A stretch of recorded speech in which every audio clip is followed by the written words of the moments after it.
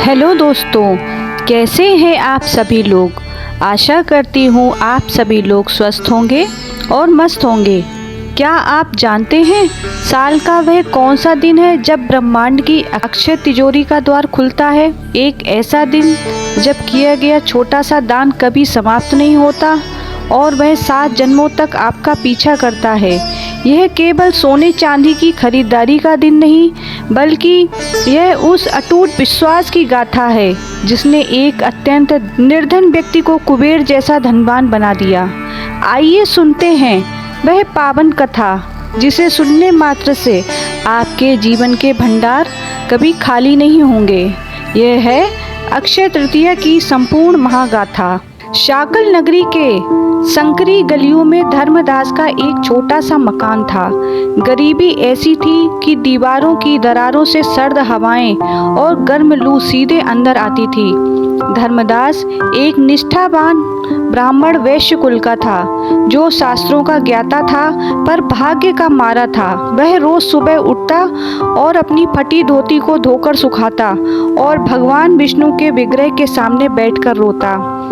उसकी पत्नी, जिसका नाम कला था, निरंतर अभावों के कारण चिड़चिड़ी हो गई थी। वह कहती, हे स्वामी, आपके ज्ञान से पेट नहीं भरता।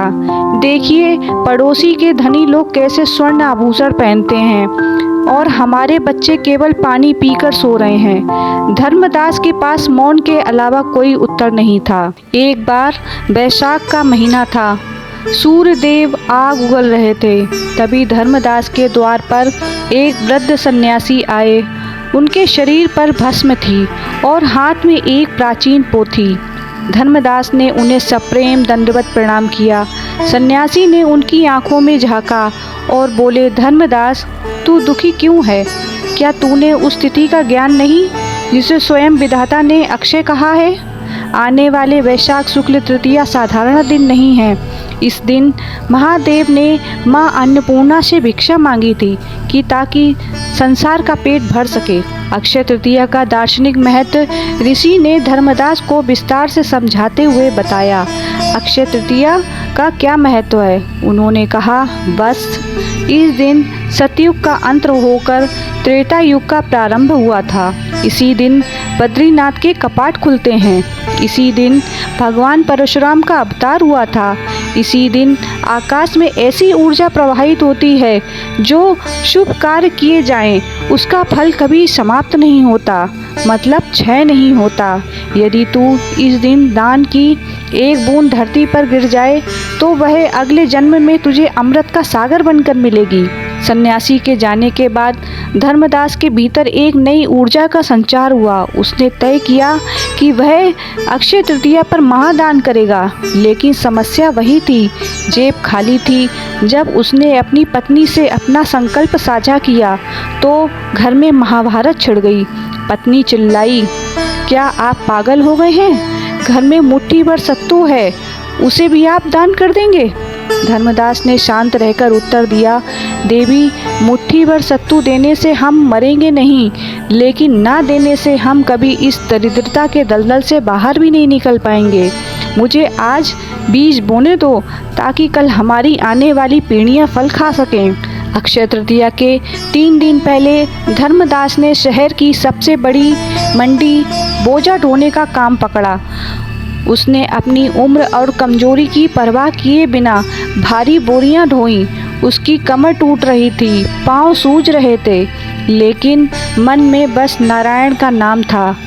3 दिन की कमाई से उसने एक नया मिट्टी का कलश, थोड़े से तिल, गुड़, सत्तू, एक नया पंखा और थोड़े से पैसे जुटाए। उसने यह सब सामग्री एक कोने में छिपाई ताकि उसकी पत्नी उसे हटा न दे। अक्षय तृतीया की ब्रह्म मुहूर्त में धर्मदास उठ गए। वह नंगे पैर मीलों पैदल चलकर गंगा किनारे पहुँचे। जैसे ही उन्होंने जल में डुबकी लगाई, उसे महसूस हुआ कि उसके शरीर का सारा बोझ उतर गया है।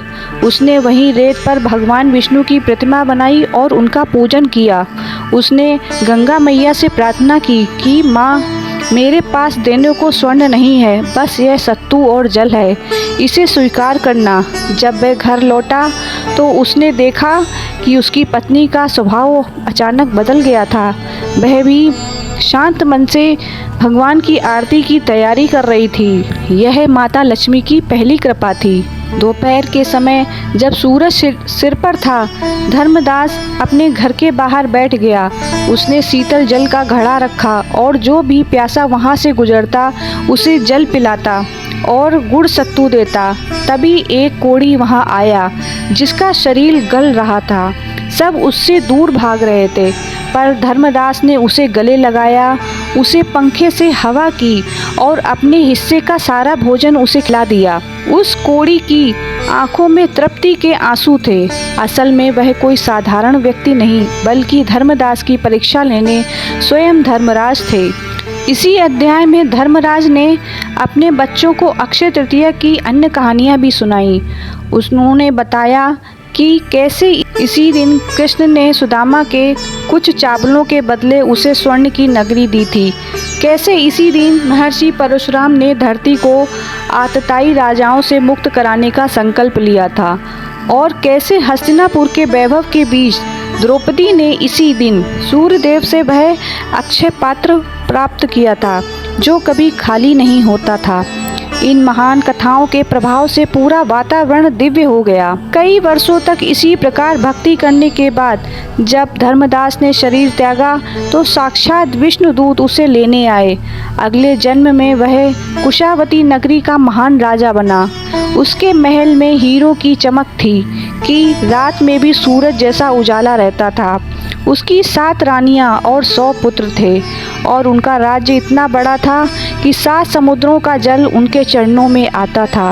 वह चाहता तो भोग विलास में डूब सकता था, पर अक्षय तृतीया के संस्कार उसके रक्त में थे। उसने करोड़ों का दान किया, लेकिन उसका खजाना घटने के बजाय बढ़ता गया। वृद्धावस्था में राजा धर्मदास ने जब देखा उसका जीवन सफल हो गया, तब उसने एक विशाल यज्ञ का आयोजन किया। उस यज्ञ की पूर्ण आहुति पर स्वयं माता लक्ष्मी और भगवान विष्णु गरुड़ पर बैठकर प्रकट हुए। समस्त प्रजा यह देखकर धन्य हो गई। भगवान ने कहा, धर्मदास, तेरी वह गरीबी वाली अक्षय तृतीया आज के स्वर्ग में अभिलेख में अंकित है। तूने जो सत्तू दिया था वह अब अमृत बन चुका है। भगवान ने राजा को अपनी शरण में लिया और वह सदैव बैकुंठ को चले गए। इस तरह इस कथा का समापन हुआ। हे श्रोताओं, अक्षय तृतीया की यह अत्यंत गाथा हमें यह संदेश देती है, समय का यह पहिया भले ही घूमता रहे। हे श्रोताओं, अक्षय तृतीया की अनंत गाथा हमें यह संदेश देती है कि समय का पहिया भले ही घूमता रहे, लेकिन दान और धर्म कभी पुराना नहीं होता। जो व्यक्ति इस संपूर्ण 10 अध्यायों वाली महागाथा को सुनता है, उसके घर में दरिद्रता की जड़ें हमेशा के लिए कट जाती हैं। इस दिन जल का दान करने से पितरों को मोक्ष मिलता है, अन्न का दान करने से लक्ष्मी स्थिर होती है, और इस कथा का प्रचार करने से भगवान नारायण की विशेष कृपा प्राप्त होती है। यदि आपके पास धन नहीं है तो केवल 1 लोटा जल भी श्रद्धा से चढ़ा देंगे तो वह भी अक्षय तृतीया के दिन करोड़ों स्वर्ण मुद्राओं के समान फल देगा। जैसे भगवान ने धर्मदास को झोपड़ी से महल तक पहुंचाया और अंत में अपना परम धाम दिया, वैसे ही इस कथा को सुनने वाले हर वक्त के जीवन में खुशियों का अक्षय भंडार सदा भरा रहे, आपके कष्टों का नाश हो और आपके घर में सुख समृद्धि की कभी कोई कमी ना हो। बोलो भगवान लक्ष्मी नारायण की जय। अक्षय तृतीया की बहुत बहुत सभी को शुभकामनाएं।